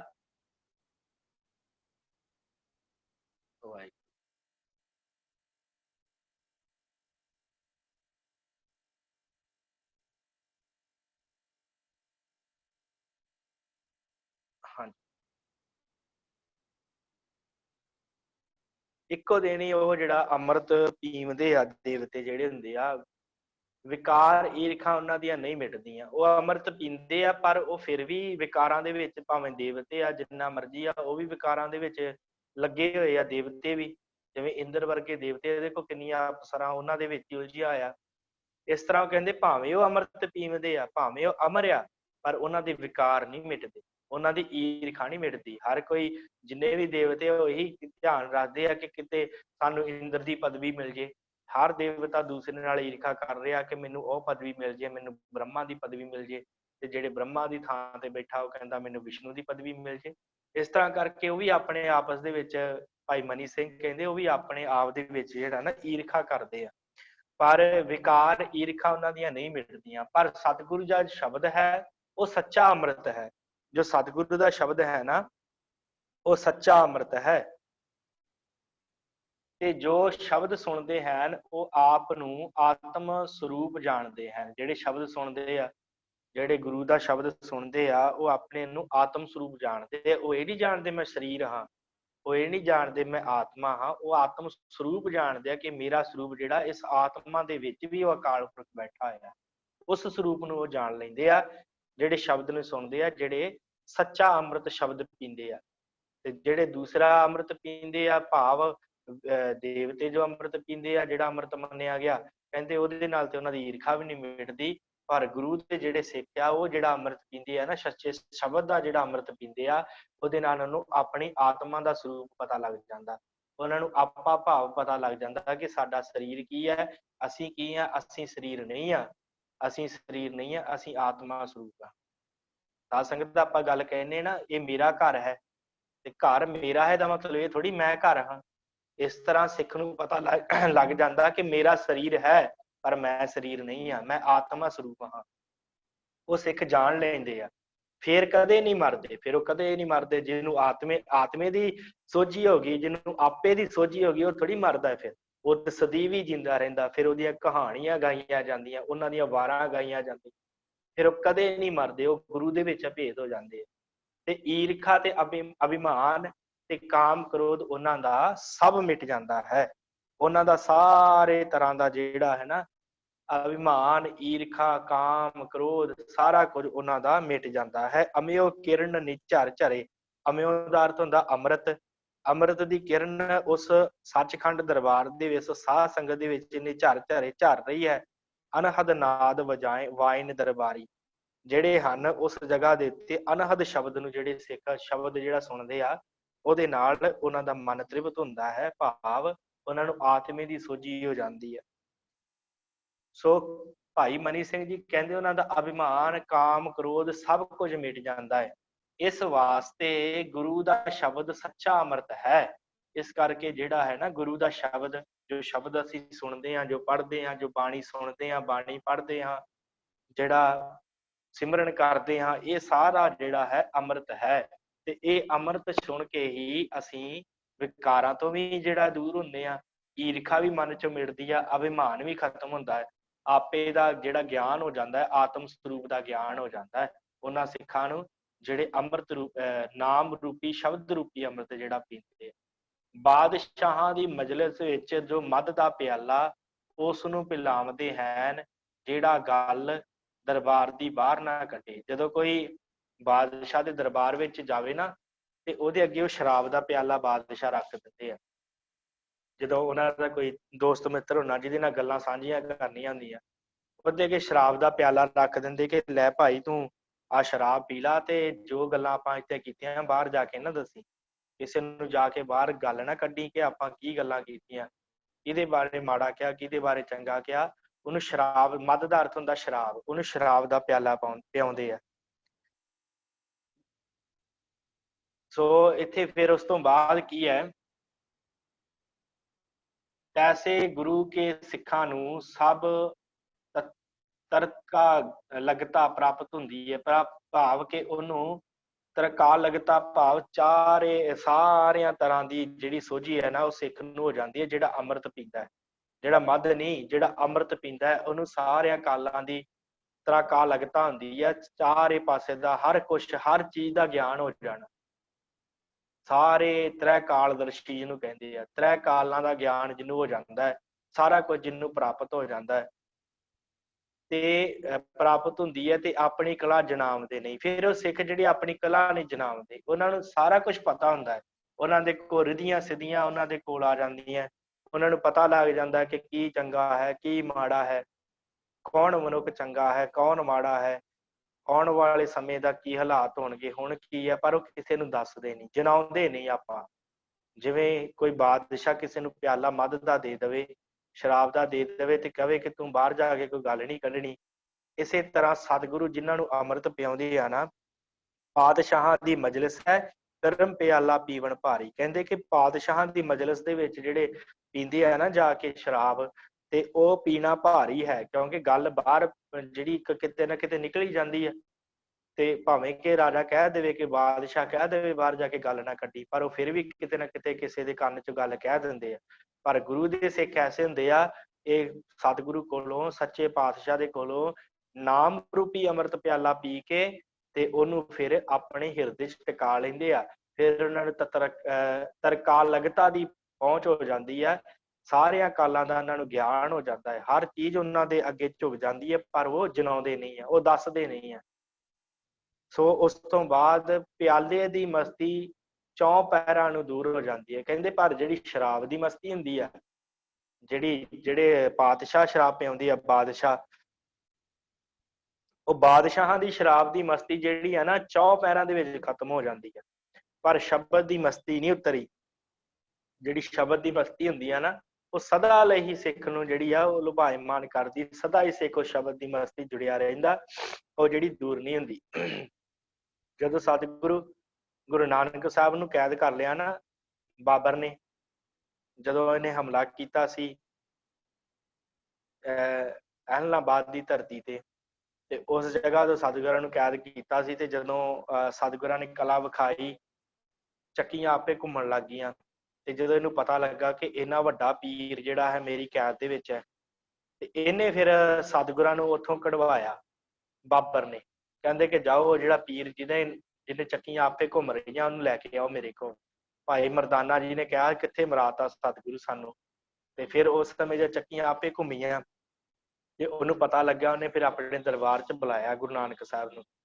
ਬੁਲਾ ਕੇ ਤੇ ਸਭ ਤੋਂ ਪਹਿਲਾਂ ਸਤਿਗੁਰਾਂ ਦੇ ਅੱਗੇ ਸ਼ਰਾਬ ਰੱਖੀ ਇਹਨੇ ਅੰਗੂਰਾਂ ਦੀ। ਬਾਬਰ ਨੇ ਕਹਿੰਦਾ ਲਓ ਜੀ ਆ ਪੀਓ ਤੁਸੀਂ। ਤੇ ਸਤਿਗੁਰਾਂ ਨੇ ਕਿਹਾ ਸੀ ਕਿ ਇਹ ਜਿਹੜੀ ਆ ਨਾ ਖੁਮਾਰੀ, ਇਹ ਤਾਂ ਅੱਜ ਪੀਵਾਂਗੇ ਸ਼ਰਾਬ, ਕੱਲ ਨੂੰ ਉਤਰ ਜਾਏਗੀ। ਤੇ ਪਰ ਜਿਹੜੀ ਨਾਮ ਦੀ ਖੁਮਾਰੀ ਸਾਨੂੰ ਚੜੀ ਹੋਈ ਹੈ ਨਾ, ਉਹ ਕਦੀ ਨਹੀਂ ਉਤਰਦੀ। ਸਾਡੀ ਇਹ ਸ਼ਬਦ ਗੁਰਬਾਣੀ ਦਾ ਨਹੀਂ, ਸਾਡੀ ਜਨਮ ਸਾਖੀ ਦਾ, ਭਾਈ ਮਿਹਰਬਾਨ ਵਾਲੀ ਜਨਮ ਸਾਖੀ ਦਾ ਸ਼ਬਦ ਹੈ ਕਿ ਨਾਮ ਖੁਮਾਰੀ ਨਾਨਕਾ ਚੜੀ ਰਹੇ ਦਿਨ ਰਾਤ। ਇਹ ਗੁਰਬਾਣੀ ਦਾ ਸ਼ਬਦ ਨਹੀਂ ਹੈ, ਇਹ ਮਿਹਰਬਾਨ ਵਾਲੀ ਜਨਮ ਸਾਖੀ ਦਾ ਸ਼ਬਦ ਹੈ। ਤੇ ਸਤਿਗੁਰਾਂ ਨੇ ਕਿਹਾ ਕਿ ਇਹ ਜਿਹੜੀ ਨਾਮ ਦੀ ਖੁਮਾਰੀ ਹੈ ਨਾ, ਇਹ ਨਹੀਂ ਕਦੀ ਉਤਰਦੀ। ਪਰ ਇਹ ਜਿਹੜੇ ਝੂਠੇ ਮਦ ਹਨ, ਇਹ ਅੱਜ ਪੀਤੇ ਹੁਣ ਪੀ ਲਾਂਗੇ ਤੇ ਸਵੇਰੇ ਉਤਰ ਜਾਵੇਗਾ। ਪਰ ਨਾਮ ਦੀ ਖੁਮਾਰੀ ਜਿਹੜੀ ਉਹ ਸਦਾ ਚੜੀ ਰਹਿੰਦੀ। ਸੋ ਜਿਹੜੇ ਸਿੱਖ ਸ਼ਬਦ ਦਾ ਅੰਮ੍ਰਿਤ ਪੀਂਦੇ ਆ, ਜਿਹੜੇ ਸ਼ਬਦ ਨੂੰ ਧਾਰਨ ਕਰਦੇ ਆ, ਸਾਕੀ ਹੋਏ ਪਲਾਵਣਾ ਉਲਸ ਪਿਆਲੇ ਖਰੀ ਖੁਮਾਰੀ। ਕਹਿੰਦੇ ਆ ਕਿ ਜਿਹੜੇ ਮਨੁੱਖ, ਜਿਹੜੇ ਸਿੱਖ ਆ, ਉਹ ਸਤਿਗੁਰਾਂ ਦੇ ਇਸ ਨਾਮ ਰੂਪੀ ਸ਼ਬਦ ਰੂਪੀ ਪਿਆਲੇ ਦੇ ਵਿੱਚੋਂ ਜਿਹੜੇ ਪੀ ਲੈਂਦੇ, ਉਹਨਾਂ ਨੂੰ ਖੁਮਾਰੀ ਚੜੀ ਰਹਿੰਦੀ ਹੈ। ਸਦਾ ਵਾਸਤੇ ਖੁਮਾਰੀ ਚੜੀ ਰਹਿੰਦੀ ਹੈ, ਉਹਨਾਂ ਦੀ ਮਸਤੀ ਨਹੀਂ ਉਤਰਦੀ। ਦੂਸਰੀਆਂ ਮਸਤੀਆਂ ਜਿਹੜੀਆਂ ਉਤਰ ਜਾਂਦੀਆਂ, ਹਰ ਵਿਕਾਰ ਦੀ ਮਸਤੀ ਉਤਰਦੀ ਹੈ ਜਦੋਂ ਉਹ ਵਿਕਾਰ ਨੂੰ ਭੋਗ ਲਿਆ ਜਾਂਦਾ ਹੈ। ਆਪਣੇ ਸਰੀਰ ਦੇ ਨਾਲ ਕੋਈ ਵਿਕਾਰ ਭੋਗਾਂਗੇ ਨਾ, ਉਹਦੀ ਮਸਤੀ ਵੀ ਉਤਰ ਜਾਂਦੀ ਹੈ। ਜੇ ਕੋਈ ਸ਼ਰਾਬ ਪੀਂਦਾ, ਉਹਦੀ ਮਸਤੀ ਵੀ ਉਤਰ ਜਾਂਦੀ। ਕੋਈ ਨਸ਼ਾ ਕਰਦਾ, ਉਹਦੀ ਮਸਤੀ ਵੀ ਕਿਤੇ ਨਾ ਕਿਤੇ ਉਤਰੇਗੀ। ਅਗਲੇ ਦਿਨ ਨਿਤਰ ਜੇ, ਉਦੋਂ ਅਗਲੇ ਦਿਨ ਉਤਰ ਜੇ। ਪਰ ਜਿਹੜਾ ਸ਼ਬਦ ਦੀ ਮਸਤੀ ਦੇ ਵਿੱਚ ਲੱਗਾ ਰਹਿੰਦਾ ਨਾ, ਉਹਦੀ ਮਸਤੀ ਨਹੀਂ ਉਤਰਦੀ। ਉਹ ਫਿਰ ਸਦਾ ਲਈ ਉਸ ਅਕਾਲ ਪੁਰਖ ਦੇ ਵਿੱਚ ਅਭੇਦ ਹੋ ਜਾਂਦਾ, ਉਹਦੀ ਫਿਰ ਇਹ ਮਸਤੀ ਨਹੀਂ ਉਤਰਦੀ। ਸਾਕੀ ਹੋਏ ਪਲਾਵਣਾ ਉਲਸ ਪਿਆਲੇ ਖਰੀ ਖੁਆਰੀ। ਕਹਿੰਦੇ ਫਿਰ ਉਹ ਸਦਾ ਲਈ ਜਿਹੜਾ ਨਾ ਖੁਮਾਰੀ ਦੇ ਵਿੱਚ ਰਹਿੰਦਾ, ਉਹਨੂੰ ਫਿਰ ਆਨੰਦ ਆਉਂਦਾ ਇੱਥੇ। ਤੇ ਭਾਏ ਭਗਤੀ ਸਭਸੇ ਨਾਲ ਕਰਦੇ ਹਨ। ਫਿਰ ਉਹ ਜਿਹੜੀ ਇਹ ਗੱਲ ਹੈ ਨਾ ਕਿ ਉਹ ਇਸ ਭਗਤੀ ਦੀ ਗੱਲ ਉਹ ਫਿਰ ਸਾਰਿਆਂ ਕੋਲ ਦੱਸਦੇ ਕਿ ਭਾਈ ਨਾਮ ਜਪੋ, ਸਿਮਰਨ ਕਰੋ, ਬੰਦਗੀ ਕਰੋ। ਤੁਸੀਂ ਵੀ ਜੇ ਤਰਨਾ ਹੈ, ਉਹ ਆਪਣੇ ਅੰਦਰਲੇ ਹਾਲਾਤ ਨਹੀਂ ਦੱਸਦੇ ਕਿ ਅੰਦਰੋਂ ਕਿਵੇਂ ਜੁੜੇ ਹੋਏ ਆ, ਪਰ ਉਹ ਸਾਰਿਆਂ ਨੂੰ ਇਹ ਗੱਲ ਕਹਿੰਦੇ ਆ ਕਿ ਭਾਈ ਭਗਤੀ ਕਰੋ, ਨਾਮ ਜਪੋ, ਸਿਮਰਨ ਕਰੋ। ਭਾਏ ਭਗਤ ਪੈ ਚੱਲਣਾ, ਮਸਤ ਅਲ ਮਸਤ ਸਦਾ ਹੁਸ਼ਿਆਰੀ। ਉਹ ਫਿਰ ਭਾਏ ਭਗਤ ਪਰਮਾਤਮਾ ਦੀ ਪ੍ਰੇਮਾ ਭਗਤੀ ਦੇ ਵਿੱਚ ਚੱਲਦੇ ਆ ਤੇ ਮਸਤ ਅਲ ਮਸਤ, ਫਿਰ ਉਹ ਮਸਤ ਹੋਏ ਰਹਿੰਦੇ ਆ ਉਸ ਨਾਮ ਦੀ ਖੁਮਾਰੀ ਦੇ ਵਿੱਚ। ਫਿਰ ਉਹ ਆਨੰਦ ਚ, ਪਾਗਲ ਨਹੀਂ ਆਪਾਂ ਕਹਿ ਸਕਦੇ, ਮਸਤ ਕਹਿੰਦੇ ਆ। ਫਿਰ ਅੱਗੇ ਕਿਹਾ ਸਦਾ ਹੁਸ਼ਿਆਰੀ, ਫਿਰ ਹੁਸ਼ਿਆਰ ਰਹਿੰਦੇ ਆ। ਇਹ ਨਹੀਂ ਕਿ ਉਹ ਪਾਗਲ ਹੀ ਹੋ ਜਾਂਦੇ ਆ ਨਾਮ ਦੇ ਵਿੱਚ, ਨਹੀਂ, ਉਹ ਨਾਮ ਦੇ ਵਿੱਚ ਰਹਿੰਦੇ ਮਸਤ ਆ, ਪਰ ਦੁਨੀਆ ਵਾਲੇ ਪਾਸਿਓਂ ਹੁਸ਼ਿਆਰ ਵੀ ਰਹਿੰਦੇ ਆ ਕਿ ਕੌਣ ਚੰਗਾ ਹੈ, ਕੌਣ ਮਾੜਾ ਹੈ, ਕਿਹੜਾ ਮੇਰਾ ਮਾੜਾ ਕਰ ਰਿਹਾ, ਕਿਹੜਾ ਮੇਰਾ ਚੰਗਾ ਕਰ ਰਿਹਾ, ਕਿਹੜਾ ਮੇਰਾ ਭਾਈ ਹੈ, ਕਿਹੜਾ ਮੇਰਾ ਦੁਸ਼ਮਣ ਹੈ। ਇਸ ਬਾਰੇ ਵੀ ਉਹ ਖਿਆਲ ਰੱਖਦੇ ਆ, ਹੁਸ਼ਿਆਰ ਵੀ ਰਹਿੰਦੇ ਆ ਦੁਨੀਆ ਵੱਲੋਂ, ਪਰ ਰਹਿੰਦੇ ਮਸਤ। ਮਸਤੀ ਨਹੀਂ ਉਹਨਾਂ ਦੀ ਨਾਮ ਦੀ ਉਤਰਦੀ। ਤੇ ਭਾਏ ਭਗਤ ਸਭ ਦੇ ਨਾਲ ਕਰਦੇ, ਸਾਰਿਆਂ ਨੂੰ ਕਹਿੰਦੇ ਕਿ ਤੁਸੀਂ ਵੀ ਭਾਏ ਭਗਤੀ ਪ੍ਰੇਮਾ ਭਗਤੀ ਵਿੱਚ ਜੁੜੋ। ਸਤਿਗੁਰਾਂ ਦੇ ਦਰਬਾਰ ਸ਼ਬਦ ਦਾ ਅਖੁੱਟ ਭੰਡਾਰ ਹੈ। ਸੋ ਭਾਈ ਸਾਹਿਬ ਕਹਿੰਦੇ ਆ, ਭਾਈ ਮਨੀ ਸਿੰਘ ਜੀ ਕਹਿੰਦੇ ਆ, ਕਹਿੰਦੇ ਜਿਹੜਾ ਪ੍ਰਮਾਤਮਾ ਦਾ ਦਰਬਾਰ ਹੈ ਨਾ, ਸੋ ਸਤਿਗੁਰੂ ਦਾ ਦਰਬਾਰ ਹੈ, ਉਸ ਦੇ ਵਿੱਚ ਸ਼ਬਦ ਦਾ ਅਖੁੱਟ ਭੰਡਾਰਾ ਹੈ। ਅਖੁੱਟ ਭਾਵ ਜਿਹੜਾ ਕਦੀ ਨਹੀਂ ਖਤਮ ਹੋਣ ਵਾਲਾ। ਭਗਤ ਵਛਲ ਹੋਏ ਭਗਤ ਭੰਡਾਰੀ, ਐਸਾ ਭਗਤੀ ਦਾ ਭੰਡਾਰਾ ਹੈ ਉੱਥੇ ਕਿ ਜਿਹਨੂੰ ਭਗਤ, ਜਿਹਨੂੰ ਗੁਰਸਿੱਖ ਜਿਹੜੇ ਆ ਉਸ ਨਾਮ ਦੇ ਪਿਆਲੇ ਨੂੰ ਪੀਂਦੇ ਆ ਤੇ ਉਹਨੂੰ ਪੀ ਕੇ ਤੇ ਦੂਸਰਿਆਂ ਦੇ ਵਿੱਚ ਵੰਡਦੇ ਆ ਕਿ ਭਾਈ ਆਓ ਸ਼ਬਦ ਸੁਣੀਏ, ਆਓ ਸਿਮਰਨ ਕਰੀਏ, ਆਓ ਨਾਮ ਜਪੀਏ, ਆਓ ਉਸ ਅਕਾਲ ਪੁਰਖ ਨਾਲ ਜੁੜੀਏ, ਤਾਂ ਕਿ ਸਾਡੇ ਜੀਵਨ ਦਾ ਜਿਹੜਾ ਮਨੋਰਥ ਹੈ ਉਹ ਪੂਰਾ ਹੋ ਜਾਵੇ। ਮੈਂ ਆਪ ਜੀ ਨੂੰ ਫਿਰ ਉਹ ਸਲਾਈਡ ਪਹਿਲੀ ਵਾਰੀ ਸ਼ੋਅ ਕਰਦਾ ਤਾਂ ਕਿ ਆਪ ਜੀ ਜੋ ਹੈ ਵਾਰ ਨੂੰ ਦੁਬਾਰਾ ਪੜ੍ਹ ਸਕੋ ਇੱਕ ਵਾਰੀ। ਉਹ ਕਹਿੰਦੇ ਆ ਕਿ ਆਓ ਭਗਤ ਵਛਲ ਹੋਏ ਭਗਤ ਭੰਡਾਰੀ। ਫਿਰ ਉਹ ਜਿਹੜਾ ਖੁੱਟ ਭੰਡਾਰਾ ਹੈ ਨਾ ਪਰਮਾਤਮਾ ਦਾ, ਜਿਹਦੇ ਵਿੱਚ ਭਗਤ ਆਪ ਵੀ ਛਕਦੇ ਆ, ਸ਼ਬਦ ਦਾ ਰਸ ਆਪ ਵੀ ਲੈਂਦੇ ਆ, ਤੇ ਫਿਰ ਹੋਰਾਂ ਨੂੰ ਵੀ ਕਹਿੰਦੇ ਕਿ ਆਓ ਜੀ ਨਾਮ ਜਪੋ, ਆਓ ਜੀ ਸਿਮਰਨ ਕਰੋ, ਆਓ ਸੰਗਤ ਕਰਨ ਚੱਲੀਏ, ਆਓ ਸੁਖਮਨੀ ਸਾਹਿਬ ਦਾ ਜਾਪ ਕਰੀਏ, ਆਓ ਨਿਤਨੇਮ ਕਰੀਏ। ਉਹ ਫਿਰ ਇਸ ਤਰ੍ਹਾਂ ਦੂਸਰਿਆਂ ਨੂੰ ਆਵਾਜ਼ਾਂ ਮਾਰ ਕੇ ਕਹਿੰਦੇ ਆ ਆਜੋ ਕੀਰਤਨ ਸੁਣ ਚੱਲੀਏ, ਅੱਜ ਕੀਰਤਨ ਦਰਬਾਰ ਹੈ। ਉਹ ਆਪ ਵੀ ਤਰੇ ਹੁੰਦੇ ਆ, ਆਪ ਵੀ ਉਹ ਮਸਤੀ ਦੇ ਵਿੱਚ ਹੁੰਦੇ ਆ, ਤੇ ਦੂਸਰਿਆਂ ਨੂੰ ਫਿਰ ਉਸ ਭਗਤੀ ਦੇ ਭੰਡਾਰੇ ਦੇ ਵਿੱਚੋਂ ਉਹਨਾਂ ਨੂੰ ਵੀ ਦਾਤਾਂ ਲੈ ਕੇ ਦਿੰਦੇ ਆ। ਸੋ ਆ ਜਿਹੜੀ ਆਪਾਂ ਪਹਿਲੀ 11ਵੀਂ ਵਾਰ ਦੀ ਪਹਿਲੀ ਪੌੜੀ ਆਪਾਂ ਵਿਚਾਰੀ ਹੈ, ਇਹ ਸਤਿਗੁਰੂ ਦਾ ਇੱਕ ਪਿਆਲਾ ਹੈ ਜਿਹਦੇ ਵਿੱਚ ਸਤਿਗੁਰੂ ਸ਼ਬਦ ਘੋਲ ਕੇ ਦਿੰਦੇ ਆ, ਤੇ ਉਹ ਸ਼ਬਦ ਜਿਹੜਾ ਸਿੱਖ ਪੀ ਲੈਂਦਾ ਉਹ ਮਸਤ ਹੋ ਜਾਂਦਾ ਹੈ।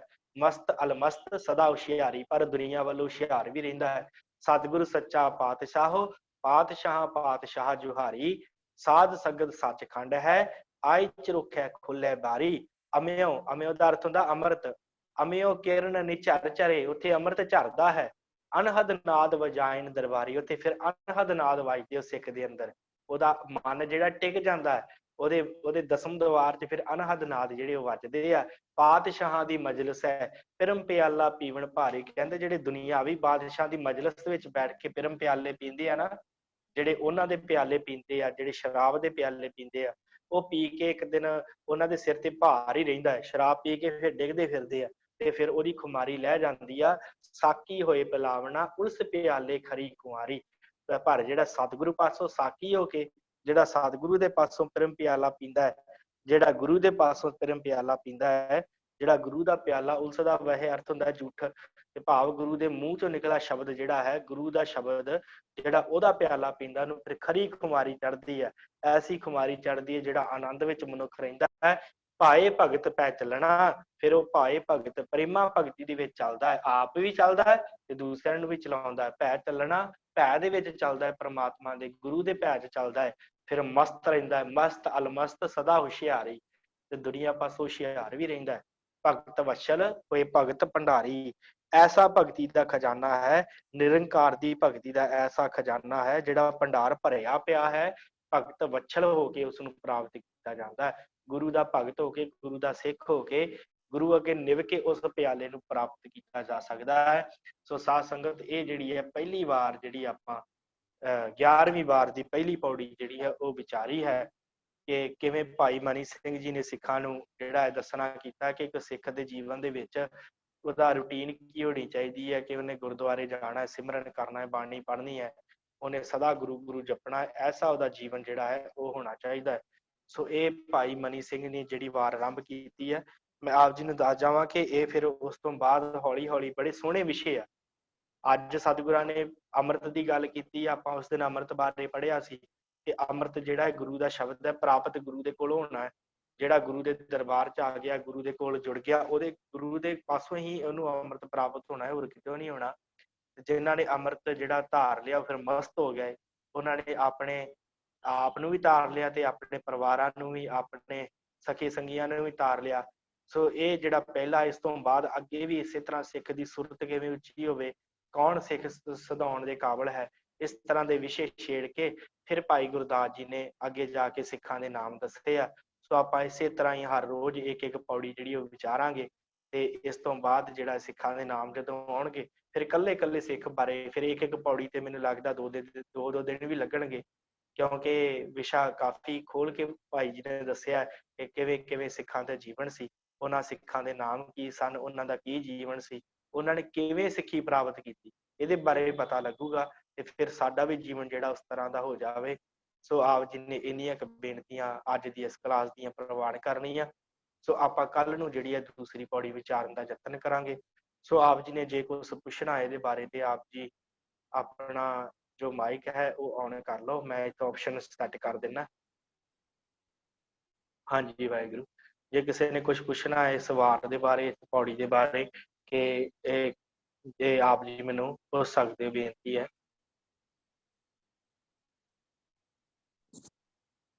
ਵਾਹਿਗੁਰੂ ਜੀ ਕਾ ਖਾਲਸਾ, ਵਾਹਿਗੁਰੂ ਜੀ ਕੀ ਫਤਿਹ। ਵਾਹਿਗੁਰੂ ਜੀ ਕਾ ਖਾਲਸਾ, ਵਾਹਿਗੁਰੂ ਜੀ ਕੀ ਫਤਿਹ।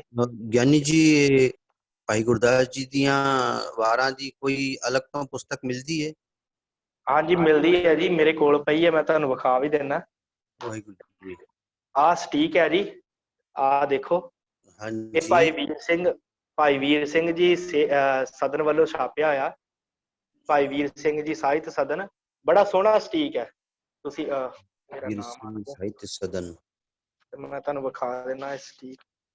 ਆਹ ਦੇਖੋ, ਇਹ ਕੱਲੇ ਜਿਹੜੀ ਵਾਰ ਆ, ਉੱਤੇ ਵਾਰ ਭਾਈ ਗੁਰਦਾਸ ਜੀ ਦੀਆਂ ਵਾਰਾਂ, ਇਹ ਵਾਰ ਆਰੰਭ ਹੁੰਦੀ ਆ।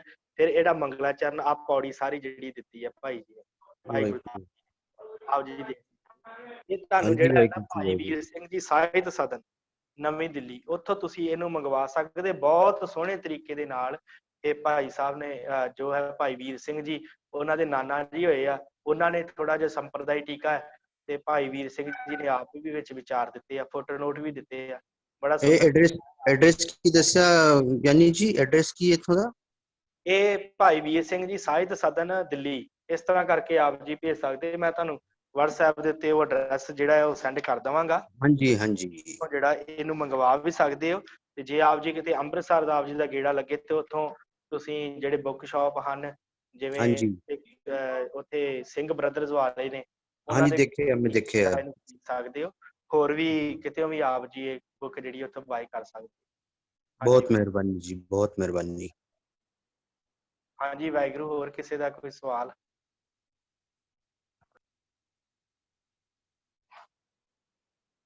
ਠੀਕ ਹੈ ਵਾਹਿਗੁਰੂ ਜੀ, ਕਰੀਏ ਸਮਾਪਤੀ। ਹਾਂਜੀ ਠੀਕ ਹੈ ਜੀ, ਬਹੁਤ ਬਹੁਤ ਧੰਨਵਾਦ। ਇਸੇ ਤਰ੍ਹਾਂ ਆਪ ਜੀ ਨੇ ਸ਼ਾਮ ਨੂੰ ਜੁੜਨਾ। ਰਹਿਰਾਸ ਸਾਹਿਬ ਦੀ ਸੰਥਿਆ ਚੱਲ ਰਹੀ ਹੈ।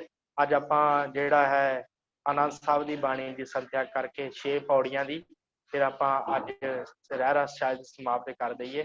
ਸੋ ਇੰਨੀਆਂ ਕਿ ਬੇਨਤੀ ਆਪ ਜੀ ਨੇ ਪ੍ਰਵਾਨ ਕਰਨੀਆਂ ਹੋਈਆਂ, ਭੁੱਲਾਂ ਚੁੱਕਾਂ ਦੀ ਖਿਮਾ। ਬਲਾਓ ਫਤਿਹ ਜੀ। ਵਾਹਿਗੁਰੂ ਜੀ ਕਾ ਖਾਲਸਾ, ਵਾਹਿਗੁਰੂ ਜੀ ਕੀ ਫਤਿਹ।